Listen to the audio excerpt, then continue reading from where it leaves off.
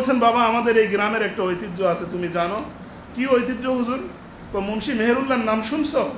জি শুনছি, আমি তো ওনার খুব ভক্ত, ওনার জীবনীতে ওনার প্রতি আমি খুব ভক্ত, আসক্ত। বলছে উনি আমাদের এই গ্রামের সন্তান। আরো জানো কি, ওনার কবর আমাদের এই গ্রামেই। তো আমি কবর দেখার জন্য গেছি, জিয়ারতে গেছি।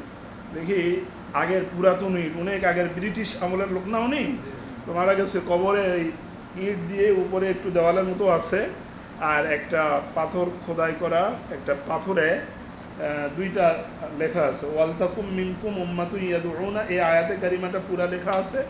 আর নিচে বাংলা দিয়ে একটা কবিতার মতো লেখা আছে, ভাব মন দমে দম, রাহা দূর বেলা কম। এটা বুঝলেন তো? ভাব মন দমে দম, রাহা দূর বেলা কম। হে মন, তুমি প্রত্যেকটা শ্বাস প্রশ্বাসে ভাবো এ কথা যে তোমার রাস্তা অনেক দূর, কিন্তু বেলা কম। আমাদের রাস্তা আল্লাহ পর্যন্ত অনেক দূরের রাস্তা, কিন্তু আমাদের হায়াতের অধিকাংশ সময়, ঠিক না বা ঠিক? ভাব মন দমে দম, রাহা দূর, রাস্তা অনেক দূর, বেলা কম। এখন মেরে মোহতারাম দোস্ত বুজুর্গ, আমাদের অন্তরটা উপরেও ময়লাযুক্ত। উপরে ময়লা হলো কেন? উপরে গুনাহের ময়লা করবার একটা হাওয়া, একটা প্রবৃত্তি, একটা প্রবল ইচ্ছা আমাদের কলবের অভ্যন্তরে বাসা বেঁধে আছে। সেজন্য এখন এহসানের নামে আমাকে যে একটু উঁচু মাকামে উঠতে হবে, যে আমি যখন একবার সুবহানাল্লাহ বলার মতো ছোট্ট একটা ইবাদতেও লিপ্ত হব, এই সুবহানাল্লাহ বলার ইবাদতেও আমার হালত এমন হবে যে আমি একদিক দিয়ে সুবহানাল্লাহ বলতেছি, আরেক দিক দিয়ে আমার আল্লাহকে আমি দেখতেছি। এই যে ইবাদতের মধ্যে আমার আল্লাহকে দেখা, ইসলামের 3 ভাগের 1 ভাগ। ইসলামের কয় ভাগের 1 ভাগ? 3 জিনিস মিলে ইসলাম। ইসলাম, ঈমান, ইহসান। কয় জিনিস? তাইলে ইহসান মানে কি? আনতা আবুদাল্লাহা কাআন্নাকা তারাহু, এমন ভাবে ইবাদত করো, ইবাদতের মধ্যে ইবাদত করতে করতে তুমি আল্লাহকে দেখতেছো। তাইলে সুবহানাল্লাহ বলাটা ইবাদত কি না? এইখানে আমরা যারা আছি কয়েকশো বার না, মুসলমান কয়েক হাজার বার এ পর্যন্ত আমাদের সুবহানাল্লাহ বলা হয়ে গেছে, ঠিক না ব্যাঠি? আস্তাগফিরুল্লাহ বলা ইবাদত কি না? এইখানে এমনও মানুষ আছে দৈনিক যে ব্যক্তি 1000 বার আস্তাগফিরুল্লাহর ওজিফা, এই মজলিসে এমনও লোক আছে দৈনিক 24 ঘন্টায় 1000 বার আস্তাগফিরুল্লাহর ওজিফা আদায় করে। দরুদ শরীফ পড়া ইবাদত কি না? এই মজলিসে এমনও লোক আছে 24 ঘন্টার মধ্যে প্রত্যেক 24 ঘন্টায় 1000 বার দরুদ শরীফ পড়ে কমপক্ষে।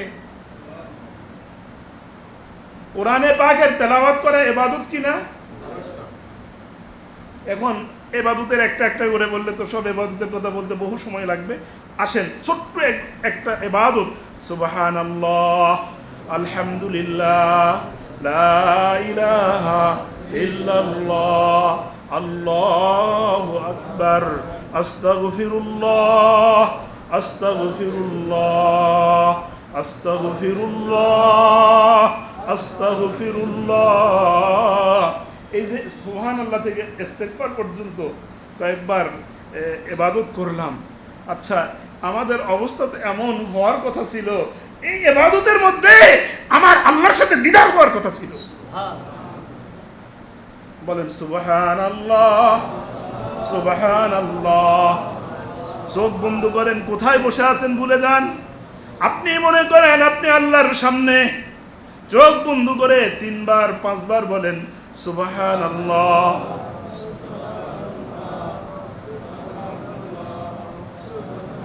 খালাস, আল্লাহকে দেখা গেল। কারা কারা আল্লাহকে দেখলেন? আচ্ছা, সুবহানাল্লাহ বললে হয়নি।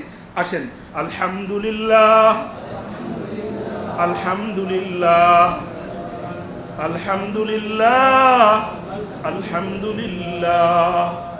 আল্লাহর দিদার হইল? আল্লাহরে দেখছেন কেউ? আমি দেখি নাই, আপনারা দেখছেন? আচ্ছা, তাইলে আসেন। লা ইলাহা ইল্লাল্লাহ, লা ইলাহা ইল্লাল্লাহ,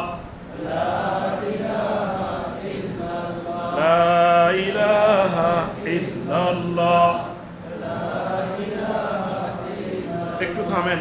আল্লাহকে দেখছেন? আমি দেখি নাই। হয়নি না? এবারে আল্লাহ সবচেয়ে বড়। আল্লাহু আকবার, আল্লাহু আকবার, আল্লাহু আকবার। দেখা গেছে? দেখা গেছে? তাহলে এই জায়গায় এখনো আমরা এহসানের দরওয়াজায় উঠিনি, অর্থাৎ আমাদের তাসফিয়া এ কলব হয়নি। তাসকিয়া এ কলব যেরকম আল্লাহ চান সেরকম।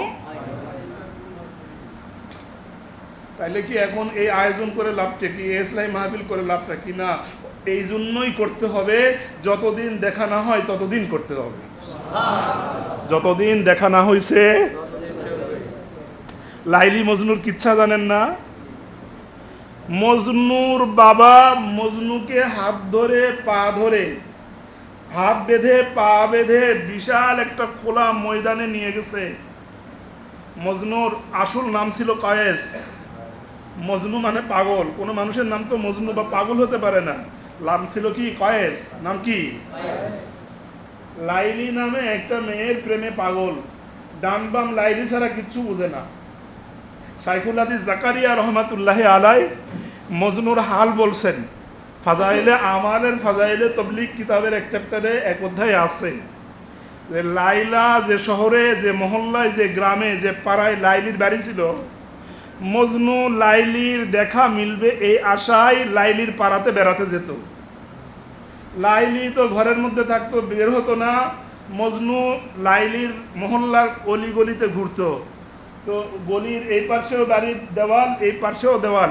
মজনু করতো কি? এই দেওয়ালেও চুমু খাইতো, এই দেওয়ালেও চুমু খাইতো। তো লোকজনে বলে যে তুই যে কয়েস মজনু হইলি, আসলেই তুই মজনু, মানে ডবল পাগল তুই। কেন, কি হয়েছে আমার? দেওয়ালে চুমু খাস কেন? আমি পাগল না, তোমরা পাগল। তো আমরা পাগল হয়ে গেলাম? তো হ্যাঁ, তোমরাই পাগল। যদি পাগল না হতে আমার এই চুমুর পিছনে যে হাকিকত, দর্শন, লজিক আছে, এটা যদি বুঝতে তোমরা আমাকে প্রশ্ন করতে না, পাগল হয়ে তো প্রশ্ন করতেছ। তো তুমি বুঝাই দাও তোমার এই দেওয়ালে ওই দেওয়ালে চুমু খাওয়ার দর্শন কি? কয় যে আমার লাইলি যখন এই গলি দিয়ে হাঁটে, লাইলির ওড়নাটা এই দেওয়ালে একবার লাগে, এই দেওয়ালে একবার লাগে। আমি মাটির দেওয়ালে চুমু খাই না রে পাগল, লাইলির ওড়না লাগে, ওইটার মজা নেওয়ার জন্য চুমু খাই। বুঝেন নাই? তো মজনুর বাবা মজনুকে হাত পা বেঁধে লোক একবারে খোলা মাঠে নিয়ে গেছে। আজকে লাইলির প্রেম থেকে তোমার তওবা করতে হবে। হাজারো মানুষ জমা হয়ে গেছে। এখন মজনু তওবা করো, তো তওবা করতেছে, আয় আল্লাহ, আমি যেন লাইলির প্রেম থেকে মাহরুম না হই, লাইলির প্রেমের উপরে যেন আমার জীবন উৎসর্গ হয়।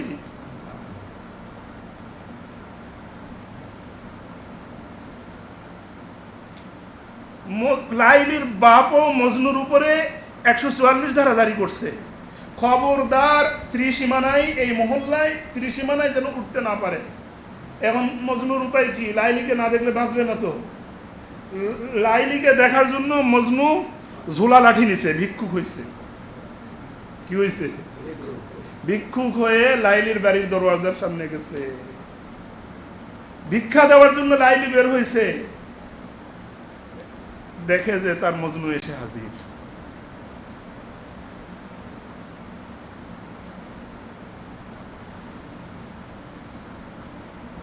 আল্লাহর এক বান্দিকে তার স্বামী তালাক দিছে।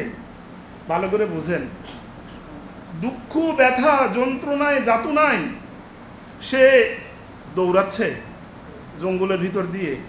এক লোক জঙ্গলের সেজদায় পড়ে ইবাদত করতেছে, সেজদায় পড়ে আল্লাহকে ডাকতেছে।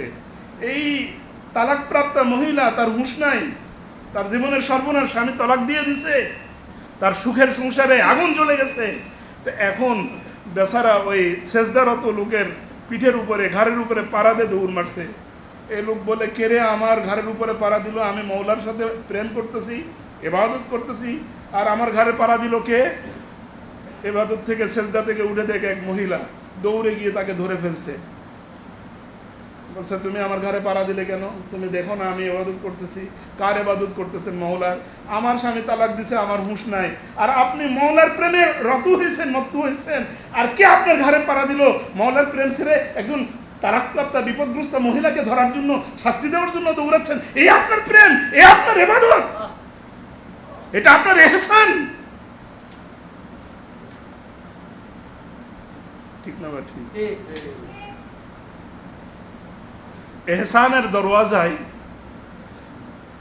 উন্নীত হওয়া। আচ্ছা, দ্বিতীয় যে দরওয়াজাটা সহজ, ওয়াইল্লাম তাকুন তারাহু ফাইল্লাম তাকুন তারাহু ফাইন্নাহু ইয়ারাক। তুমি ইবাদতে আল্লাহকে দেখতে পাচ্ছ না, এটা যদি সম্ভব না হয় তাইলে তোমাকে এহসান থেকে আল্লাহ মাহরুম করবেন না। দ্বিতীয় সুযোগ হলো যে তোমার আল্লাহ তোমাকে দেখতেছেন, এই কথাটা মনে করো।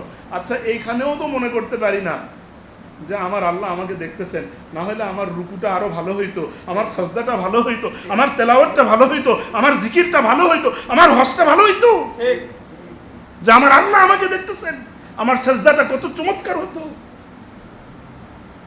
আমাদের আকাবির, আমাদের শায়েখ যারা, তারা আমাদেরকে বলছেন, বেটা তোমরা যখন গায়ে পাঞ্জাবি পরবে, পোশাক পরবে, নিরিবিলিতে দাঁড়িয়ে পোশাকটা পরে একটু সুন্দর ফিটফাট করে তুমি একটু আল্লাহকে বলো, আল্লাহ এই পোশাকটা তো আপনার জন্যই পরেছি, আমি তো আপনাকে দেখতে পাচ্ছি না, আল্লাহ আপনি তো আমাকে দেখতেছেন, আল্লাহ এই পোশাকটা তো আপনাকে খুশি করার জন্য পরছি, দেখেন তো আল্লাহ এই পোশাকটা আমার শরীরে কেমন মানাইছে। ফাইল্লাম তাকুন তারাহু ফাইন্নাহু ইয়ারাক। বান্দা, তোমাকে আমি এহসানের দরওয়াজায় পৌঁছাতে চাই। প্রথমটা, যদি তুমি আমাকে না দেখতে পাও, এজন্য তুমি এহসান থেকে মাহরুম হবে না। দ্বিতীয় সুযোগ আছে, তুমি শুধু তোমার দিল থেকে এতটুকু মনে করো যে তোমার মওলা তোমাকে দেখতেছেন। তুমি যখন সুবহান আল্লাহ বলবে, চুপি সারে সুবহান আল্লাহ বলবে, আমি মাওলা ফেরেশতাদের মজলিসে উচ্চ স্বরে তোমার নামে প্রশংসা করব। তুমি যখন সুবহানা রাব্বিয়াল আলা বলে তোমার সম্মানিত মস্তক আমার কুদরতি পায়ে মাটির মধ্যে লাগাই দিছো, মানে না আমার কুদরতি পায়ে লাগাই দিছো। আস-সাজিদু ইয়াসজুদু আলা কদামাইয়া। রব বলেন, যখন সেজদাকারী সিজদা করে, আর সেজদা মসজিদের ফ্লোরে পড়ে না, কার্পেটে, মেটের উপরে, যায় নামাজের উপরে পড়ে না। ইয়াসজুদু আলা কদামাইয়া, আর সেজদা আমার দুই কদমে পড়ে। তুমি চুপি সারে সুবহান রাব্বিয়াল আলা বলো, আমি উচ্চ স্বরে ফেরেশতাদের মজলিসে তোমার নাম ধরে ধরে বলি, অমুকের বেটা অমুক আমাকে সুবহান রাব্বিয়াল আলা বলতেছে, ইয়াকিন করতেছে। সে আমাকে না দেখতে পারলেও আমি আল্লাহ যে তাকে এই অবস্থায় দেখতেছি সে ইয়াকিন করেছে। ও ফেরেশতারা সাক্ষী রাখো, 70,000 রহমতের নূরের পর্দা সরায়া আমার বান্দাকে দেখতেছি। বান্দা আমার, আমি বান্দার,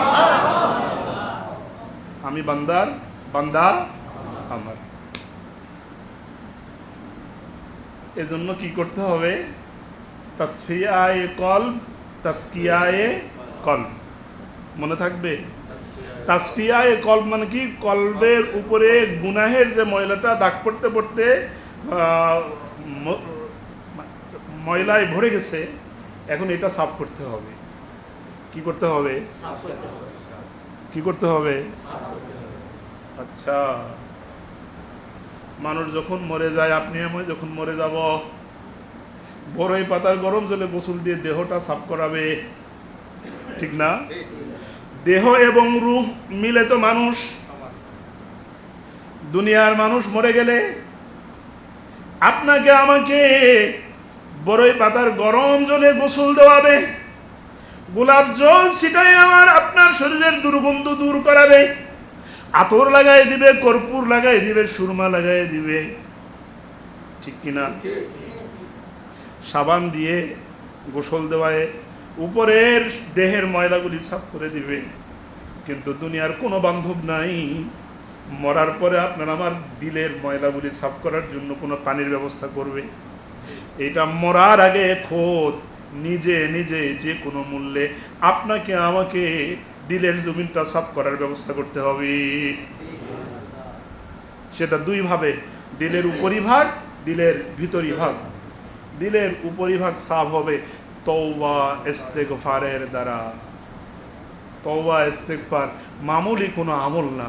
ইয়া আইয়ুহাল্লাযীনা তুবু ইলাল্লাহি জামিআ, ইয়া আইয়ুহাল্লাযীনা আমানু তুবু ইলাল্লাহি তাওবাতান নাসুহা, তুবু ওয়াস্তাগফিরু।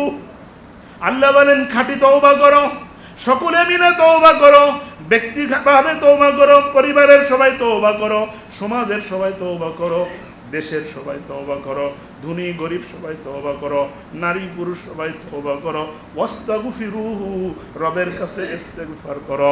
তওবার সাবানটা দিলের মধ্যে ঘুষা দাও, ইস্তেগফারের পাউডারটা দিলের মধ্যে ঘুষা দাও। আমি রব ওয়াদা দিচ্ছি, তুমি তো তওবা ইস্তেগফার দিলের উপরে লাগাবা। দেখতে তওবা ইস্তেগফারের সাবান আর পাউডার, কিন্তু তওবা ইস্তেগফারের সাবান আমলের আড়ালে আমি মওলা আমার কুদরতি হাত ব্যবহার করে তোমার দিলটাকে পাক সাফ করে দেব। ফাইন তাবা ওয়াস্তাগফারা সুকিলা কলবুহু। ওয়াজ নতুন শুনতে আসলে হবে না। যেটাকে পুরাতন মনে করেছেন, যেটাকে সাধারণ মনে করেছেন, ওই ওয়াজটাই আপনার জন্য একেবারে নিউ, নতুন। ওইটাই যেটাকে সাধারণ মনে করেছেন, ওইটাই আপনার কাছে এখন অসাধারণ। যেটাকে মামুলি মনে করেছেন, ওইটাই সিরিয়াস। দুনিয়াতে মানুষ সন্তান যদি অপরাধ করে, অপরাধের মাত্রা বেশি হইলে সন্তানকে শাস্তি দেওয়ার জন্য বাপে দৌড়ায়। ধরা পারলে তোর সাইজ করব, ঠিক কিনা? সন্তান অপরাধ করলে মায়ও তাকে শাস্তি দেওয়ার জন্য দৌড়ায়। সমাজে মানুষ অপরাধ করলে সমাজের মানুষ তাকে শাস্তি দেওয়ার জন্য বিচার রাখে, ঠিক না? ইউনিয়ন পরিষদে শাস্তির ব্যবস্থা হয়, থানায় হয়, জেলায় হয়, আদালতে হয়, হাইকোর্ট, সুপ্রিম কোর্ট হয়। এত বিচারের আয়োজন কেন? এত জ্ঞানী শিক্ষিত আদালতের ব্যবস্থা, শিক্ষিত লোকের জন্য আইনের ব্যবস্থা কেন? অপরাধীকে ধরে ধরে বিচার করা হয়, শাস্তি দেওয়া হয়। দুনিয়ার কানুন হলো, দুনিয়াতে মানুষ অপরাধ করলে তাকে খোঁজা হয় শাস্তি দেওয়ার জন্য। আল্লাহর কসম, আমার রবের কানুন হইল, বান্দা যদি অপরাধ করে ফেলে, আল্লাহ পাক ওই বান্দাকে তালাশ করে, আয় বান্দা আয়, তোরে আমি মাফ করে দিব। দুনিয়াতে অপরাধ করলে অপরাধীকে তালাশ করা হয় শাস্তি দেওয়ার জন্য, আর আল্লাহ অপরাধীদেরকে তালাশ করে ডাক দেন, বান্দা আয় তুবু ইলাল্লাহ ওয়াস্তাগফিরু, আয় রে বান্দা তওবা কর, আয় বান্দা ইস্তেগফার কর। সুকিলা কলবুহু, তোর তওবা ইস্তেগফার তুই জবানে করবি, কিন্তু আমার দিলের কুদরতি হাত তোমার দিলে লাগবে, আমি তোর দিল সাফ করে দিব। গুনাহ করতে করতে তাসফিয়ায়ে কলব হবে, তোমার দিলের উপরে যে কালো দাগ পড়ে গেছে এটা সাফ হবে। এখন কালো দাগটা পড়ে কেন? দিলের অভ্যন্তরে গুনাহের চাহিদা আছে। দিলের অভ্যন্তরে গুনাহের চাহিদা আছে, যার কারণে তো গুনাহ হয়। জেনা হয়, চুরি হয়, মিথ্যা হয়, গীবত হয়, শিকায়েত হয়।